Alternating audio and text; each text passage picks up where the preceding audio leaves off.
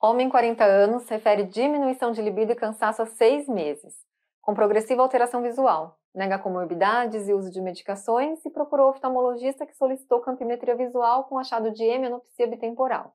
Solicitada ressonância nuclear magnética com o seguinte achado.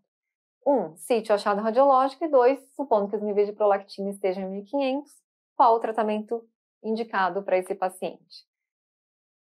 Nessa imagem a gente vê um macroadenoma hipofisário. O que é um macroadenoma hipofisário? É um tumor hipofisário cujo maior diâmetro tem mais de 1 centímetro ou pelo menos 1 centímetro. Veja que esse tumor é muito grande. Por que eu sei disso? Vou desenhar aqui na tela com vocês. Aqui é a região do seio senoidal, é a base da célula. Eu vejo as artérias carótidas internas aqui, né, intracavernosas. Aqui, veja que tem um estrangulamento, que é justamente aquela área do diafragma celular. E aí eu vejo uma extensão do tumor aqui para cima. Ele é tão grande que ele acaba comprimindo o quiasma óptico, que é esse filetinho que se encontra aqui, ó, ok?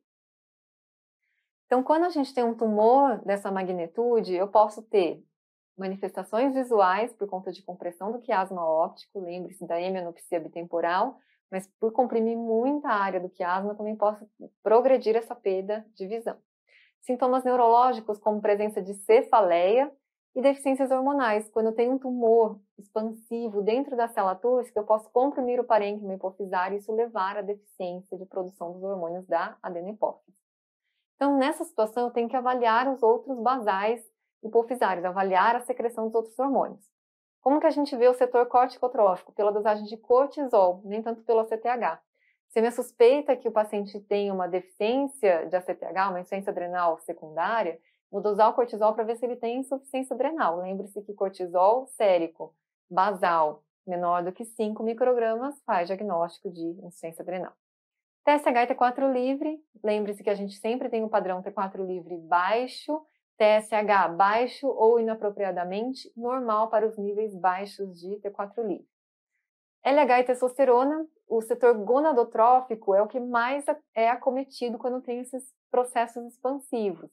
Então, quando tem deficiência de LH, consequentemente, eu vou ter uma redução da produção de testosterona lá no testículo. IGF-1 para avaliar a parte de hormônio de crescimento. A gente não dosa hormônio de crescimento porque ele pode vir baixo e ser completamente normal. A gente tem que dosar o produto estimulado pelo hormônio do crescimento, que é o IGF-1. E prolactina. A prolactina já é uma outra situação. Quando nós temos tumores dentro da célula túrcica, esse tumor ele pode comprimir a haste hipofisária e isso impedir a transmissão da dopamina produzida lá no hipotálamo para a hipófise. Quando não tenho essa descida da dopamina, eu interrompo a inibição da produção de prolactina. Então, se eu não tenho dopamina, eu vou ter maior produção de prolactina nessa situação. Bom, meu paciente tem um nível de prolactina de 1.500. Como que eu sei qual que é a causa? Toda vez que você vê níveis de prolactina maiores do que 200, isso é um macroprolactinoma, um adenoma hipofisário produtor de prolactina. Por que é importante a gente saber dessa diferenciação? Porque eu posso ter tumores dentro da célula túrcica, adenomas hipofisários não funcionantes e que levem à hiperprolactinemia.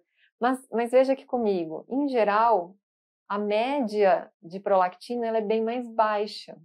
Então, viu um valor de prolactina baixo com um tumor dentro da célula túrcica, isso provavelmente é um tumor não funcionante. Claro que toda vez que a gente acha um tumor desse tamanho com prolactina baixa, tem que afastar o efeito gancho, que é aquele efeito que quando tem muita prolactina, o método laboratorial ele não consegue dosar de forma adequada. Então, o que eu tenho que fazer nessa situação? Eu tenho que diluir a amostra para conseguir encaixar, para fazer o sistema de leitura, vamos dizer assim, do método laboratorial funcionar. Aí sim eu vou poder ver se pós a diluição eu tenho um aumento de prolactina ou não, ok? Fiz essa diluição e mesmo assim veio baixo, então estou diante de um macroadenoma hipofisário não funcionante. Fiz a diluição e veio alto, então eu estou diante de um macroadenoma hipofisário funcionante, um macroprolactinoma. o valor da prolactina ela se correlaciona com o tamanho do tumor. Então, quanto maior o meu macroprolactinoma, maiores serão os níveis de prolactina também achados. Todo paciente com hiperprolactinemia é candidato a tratamento? Não. Quem é candidato a tratamento? Aqueles que têm hipogonadismo, nosso paciente ele tem sintomas de hipogonadismo, tem uma diminuição de libido, né? Infertilidade, galactorreia e sintomas neurológicos compressivos, como a hemianopsia bitemporal. Então, nosso paciente é um candidato a tratamento e ele também tem um macroadenoma hipofisário compressivo. Como que a gente faz o tratamento? Com cirurgia? Não, com agonistas dopaminérgicos. Esses agonistas dopaminérgicos, eles levam a uma redução do volume tumoral e uma diminuição da produção de prolactina, porque eles se assemelham à própria dopamina e atuam nos seus receptores lá na hipófise. A preferência é pela cabergolina. A cabergolina, ela é o tratamento de primeira escolha porque ela é mais eficaz em relação à bromocriptina, sua posologia melhora uma vez por semana e tem menos efeitos colaterais. O principal deles é náusea. A bromocriptina, ela deve ser droga de primeira escolha no tratamento daquelas gestantes que têm um macroprolactinoma compressivo, mais agressivo. Porque nessa situação, a gente vai manter o agonista dopaminérgico durante a gestação para evitar que ele cresça e aumente os sintomas compressivos. Fora disso, qualquer gestante que vem acompanhando por conta de um prolactinoma e que engravidou, a gente suspende o agonista dopaminérgico durante a gestação. Então, de novo, em qual gestante que a gente vai manter o agonista dopaminérgico? Naquela que tem um macroprolactinoma com sintomas compressivos, ok? E aí a droga é bromocriptina. Então, para o nosso caso aqui, sítio achado radiológico, nós estamos diante de um macroadenoma hipofisário. Supondo que os níveis de prolactina estejam em 1500, qual é o tratamento de escolha para o nosso paciente? Não é cirúrgico, e sim agonista dopaminérgico, cabergolina. Próximo caso, então, caso 9, veja comigo. Homem, 22 anos, portador de diabetes mellitus tipo 1 desde os 10 anos, vem à consulta referindo episódios de hipoglicemia durante a madrugada. Faz uso de insulina NPH às 6 da manhã, 1 da tarde e 8 da noite, e insulina regular 10 unidades 30 minutos antes do café, do almoço e do jantar. Traz controles glicêmicos. Veja, esse paciente ele tem hipoglicemias em jejum, 2 horas depois do café, está normal. Como que eu sei que está normal? Tem que lembrar das metas de controle glicêmico. Glicemia em jejum tem que ser menor do que 130. Glicemia 2 horas após a refeição, menor do que 180, ok? Então, 2 horas depois, eu sempre vou olhar aqui. Então, todos os valores menores do que 180, tá tudo bem, então. Então, nessa situação, o que eu tenho que pensar? A insulina prandial, que é a insulina regular, ela está agindo adequadamente. Continuando aqui, antes do almoço, valores adequados também, todos menores do que 130. 2 horas após o almoço, todos menores do que 180, também adequado. Antes do jantar, menor do que 130, tudo bem. 2 horas após o jantar, menor do que 180, tá tudo bem. E de madrugada, a glicemia desse paciente, ela é mais para o limite inferior e até mesmo hipoglicemia, menor do que 60. Qual ajuste terapêutico seria adequado para esse paciente? Caso o ajuste não funcione, qual seria uma medida também adequada? Vamos lembrar um pouquinho do perfil de farmacocinético da insulina, principalmente a insulina NPH. A insulina NPH é uma insulina basal. A insulina basal, ela cobre os horários para você olhar no controle glicêmico sempre em jejum e antes das refeições. Então, toda vez que você precisar mudar uma insulina que tem o controle glicêmico alterado em jejum ou antes das refeições, na insulina basal que você vai mexer. Agora, se o seu problema é a glicemia pós-refeição, 2 horas pós-refeição, a insulina que deve ser ajustada é a insulina regular, porque ela é uma insulina prandial. As insulinas prandiais, elas devem ter como característica um início de ação um pouquinho mais rápido, um pico e uma queda, que é bem o que a gente vê aqui, ó. Esse é o perfil das insulinas prandiais, insulinas para a refeição. Já as insulinas basais, a ideia é que elas persistam ao longo do tempo para bloquear a produção hepática de glicose e manter essas glicemias mais controladas entre as refeições. A insulina NPH, ela tem um porém. Deixa eu só apagar aqui, para não ficar tão rabiscado. Dentre as insulinas basais, ela tem um pico de ação. Então, ela começa a fazer ação mais ou menos em 1, 2 horas, e ela tem um pico de ação mais ou menos entre 5 e 7 horas, e ela pode durar até 18 horas, dependendo da dose. Em média, são 12 horas de duração. Nesse momento do pico de ação da NPH, é que eu tenho maior risco de hipoglicemia, porque é onde eu tenho mais insulina circulante. Então, toda vez que eu vir um paciente que está fazendo uma hipoglicemia, eu tenho que ver se essa hipoglicemia não está caindo mais ou menos no horário do pico de ação da NPH, ok? As insulinas planas, ultralentas, como a degludeca e a glargina, não têm pico de ação, então isso reduz o risco de hipoglicemias com o uso dessas insulinas. Então, vamos lá, ver o nosso paciente mais de pertinho. Em jejum, como eu disse, mais baixo. Madrugada, também mais baixo e o restante adequado. Lembra que eu falei que insulina regular, toda vez que eu vou precisar ajustar a insulina regular, eu tenho que olhar o pós-prandial. Nosso pós-prandial está adequado, então a insulina regular a gente não mexe. Antes da refeição e o jejum é a insulina basal, no caso NPH. O antes do almoço e o antes do jantar estão bons. Então, a insulina NPH que eu apliquei no almoço, ela vai agir lá no jantar. Então, essa eu não preciso mexer. A insulina NPH que eu apliquei lá no café da manhã, ela está agindo na hora do almoço. Então, essa eu também não preciso mexer. Porém, a insulina NPH que a gente está dando para o nosso paciente no jantar, o pico de ação dela está caindo na madrugada. E aqui está levando o nosso paciente à hipoglicemia.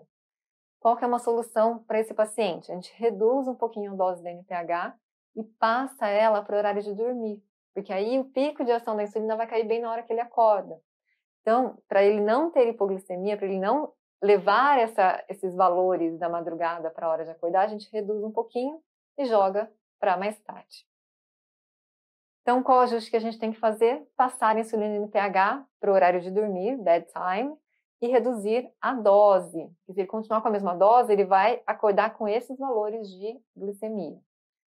E caso isso não dê certo, caso ele, mesmo com redução de dose, passando NPH para o horário de dormir, o que a gente faz, o que a gente poderia propor para esse nosso paciente para reduzir o risco de hipoglicemia durante a madrugada? Trocar para um análogo de ação ultralenta, porque os análogos, como eu falei, a glargina ou a degludeca, não tem pico de ação, portanto são mais seguras em relação ao risco de hipoglicemias. Caso 10, vamos ler comigo? Mulher, 50 anos, refere fratura radial direita após queda da própria altura. Não faz uso de medicações e conta episódios repetidos de nefrolitíase nos últimos anos, mas que nunca fez a avaliação adequada. E apenas ao pronto-socorro para alívio da dor. Solicitados exames, venham com cálcio aumentado, um fósforo baixo, função renal normal, cálcio urinário aumentado, PTH bem aumentado também. Pensando na principal hipótese diagnóstica, foi solicitada a cintilografia. Aqui na cintilografia, a gente vê a tireoide e uma bolinha aqui na base da tireoide, né? Essa é uma cintilografia de paratireoides. Quando eu tenho uma suspeita de hiperparatireoidismo primário, que é o caso da nossa questão, a gente solicita a cintilografia para achar a paratireoide que está acometida. Nesse caso, a gente viu que a paratireoide inferior está hiperfuncionante, porque ela tem uma maior retenção do radiotraçador. Bom, qual a principal hipótese diagnóstica? Hiperparatireoidismo primário. Só lembrando um pouquinho das ações do PTH. Lá na paratireoide, existem receptores sensores de cálcio que monitoram os níveis circulantes de cálcio. Então, se o cálcio cai, esse sensor ele estimula a secreção do PTH para aumentar a reabsorção óssea, aumentar a reabsorção renal e estimular a atividade da 1-alfa-hidroxilase, que é a enzima que converte calcidiol, que é a 25-hidroxivitamina D, em calcitriol, que é a forma ativa da vitamina D, ou também chamada de 1,25-dihidroxivitamina D. A vitamina D, por sua vez, aumenta a absorção intestinal de cálcio. Então, isso tudo é para dizer que o PTH ele tem ações hipercalcêmicas. Além disso, para não aumentar o produto cálcio-fósforo, o PTH ele é fosfatúrico, ele leva a uma maior perda de fosfato pelos rins. Quando eu tenho um hiperparatireoidismo primário, eu tenho uma produção autônoma de PTH pelas paratireoides, independentemente dos níveis de cálcio circulantes. Então, eu vou ter hipercalcemia associada, porque eu tenho maior reabsorção de cálcio do osso, maior reabsorção renal, maior atividade da 1-alfa-hidroxilase. Então, o padrão que eu vejo é bem o cálcio aumentado com PTH aumentado ou inapropriadamente normal. Sempre que você vira um PTH normal com cálcio aumentado, isso é hiperparatireoidismo primário, porque o correto seria a paratireoide, o sensor receptor de cálcio lá nas paratireoides, desligar a produção de PTH quando o cálcio está mais alto. Por que eu tenho que ver a função renal? Porque se tem uma função renal comprometida, esse hiperparatireoidismo pode ser terciário, por conta da doença renal crônica. Então, tem que ter função renal normal para ser primário.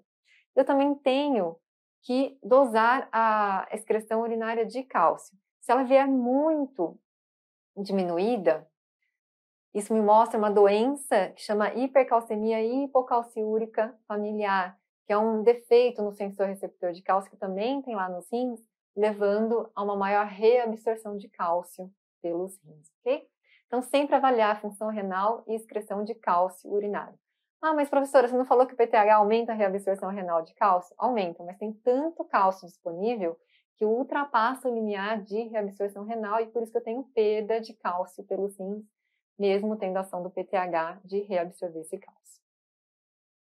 E fósforo sérico diminuído, né? Eu esqueci de falar dele. Lembra que eu falei que o PTH ele é fosfatúrico. Então, cálcio aumentado, fósforo diminuído, PTH normal aumentado, hiperparatireoidismo primário. Ações do PTH também, quando leva essa hipercalcemia, né? Como eu tenho maior excreção urinária de cálcio e eu também tenho excreção do fosfato por conta da ação do PTH, eu tenho um aumento do produto cálcio-fósforo. Isso pode levar à formação de nefrolitíase e também nefrocalcinose. O PTH, por reabsorver cálcio do osso, ele aumenta essa atividade osteoclástica, essa atividade de reabsorção, que diminui a densidade mineral óssea, aumenta o risco de fraturas, e nos casos mais graves, prolongados, crônicos, pode levar a osteite fibrosa cística, que causa lesões de aparência lítica e também formação de tumor marrom, que é um tumor na qual o remodelamento ósseo ele é substituído por um tecido fibroelástico, parece um tumor neoplásico mesmo no osso.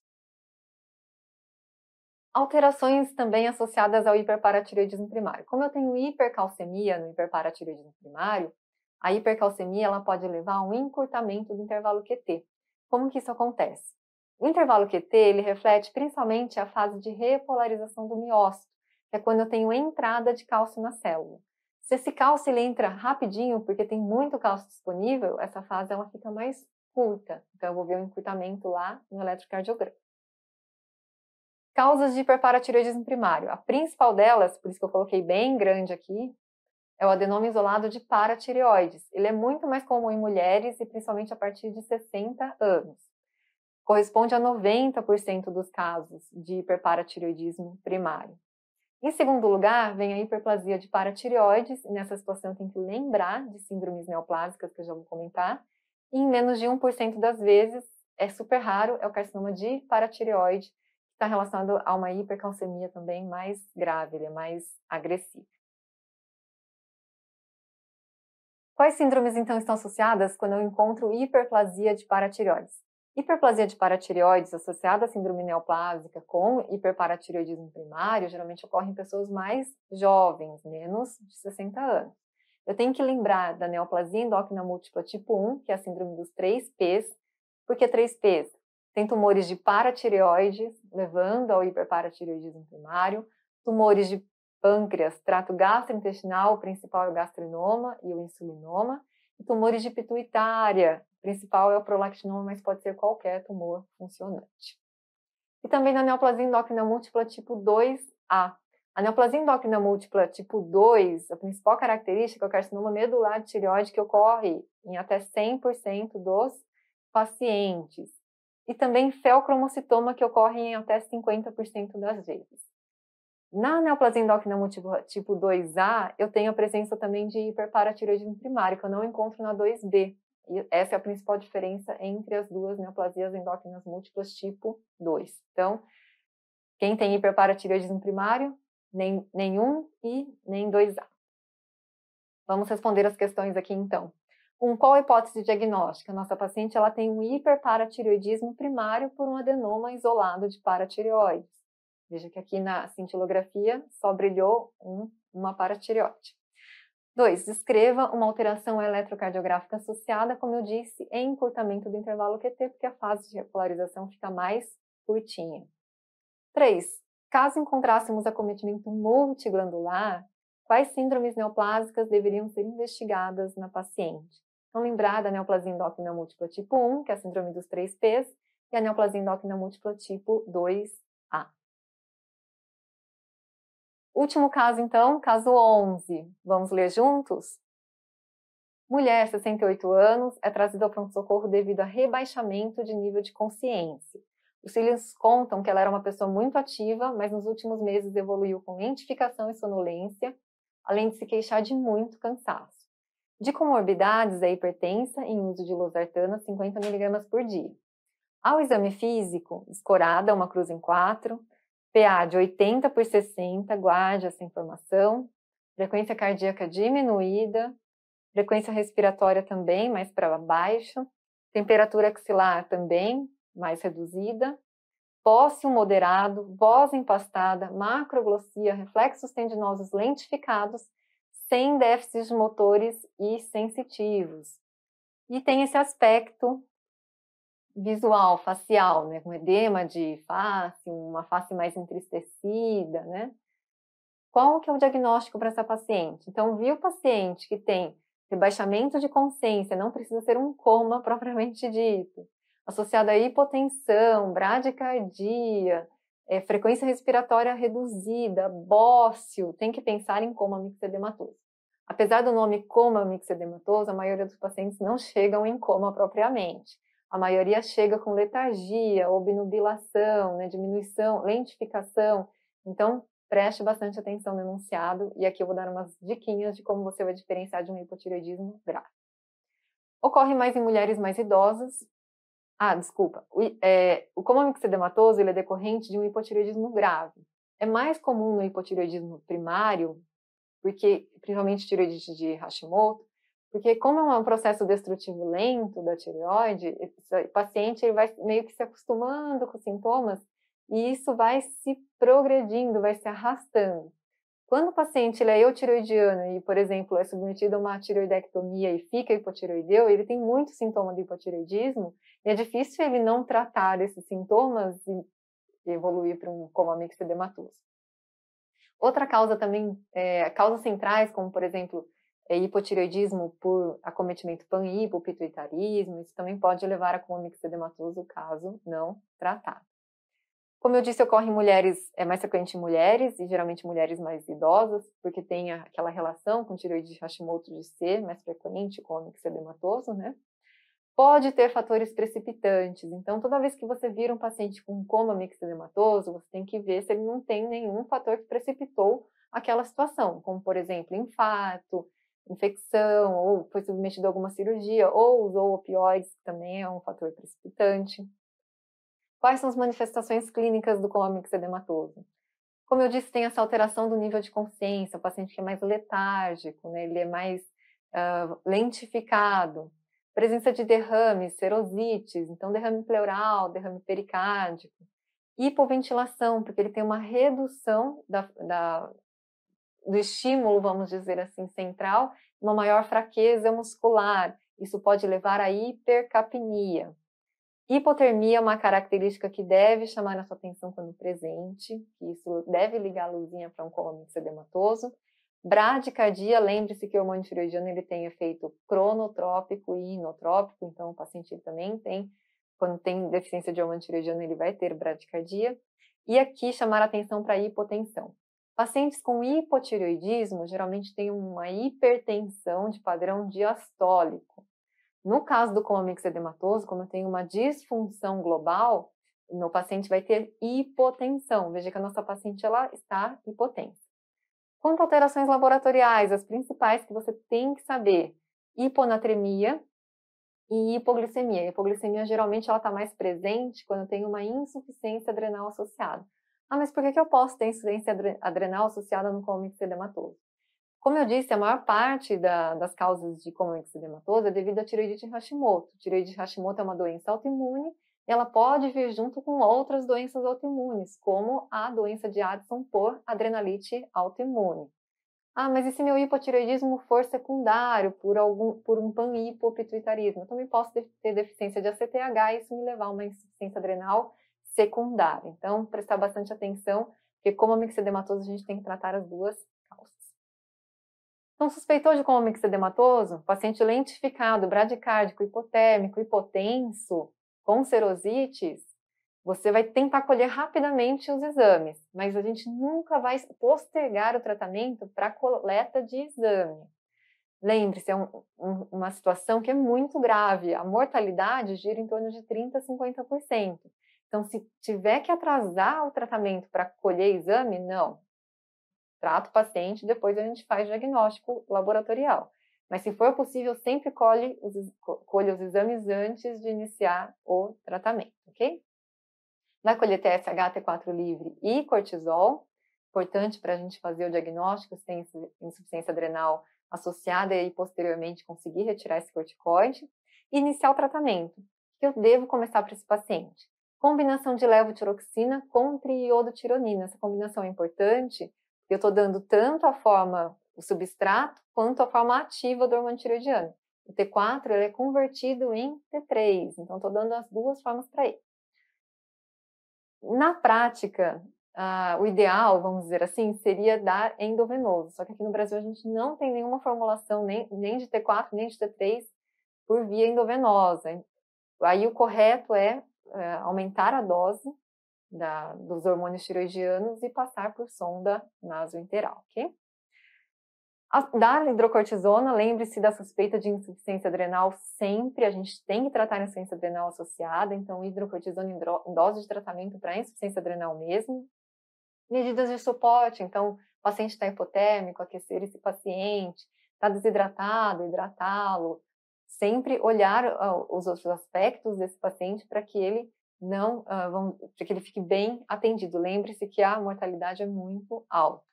E investigar fatores precipitantes, se existirem, tratar o fator precipitante também, ok? Bom, qual o diagnóstico do nosso paciente? Coma mixedematoso. Cite as principais prescrições farmacológicas. Então, o que a gente vai prescrever para a nossa paciente? Levotiroxina associada a triiodotironina e hidrocortisona. A gente tem que resgatar essa paciente do hipotireoidismo e evitar que ela faça uma descompensação caso ela tenha uma insuficiência adrenal associada, ok? É isso, eu agradeço sua atenção e espero que tenha te ajudado muito. Até mais!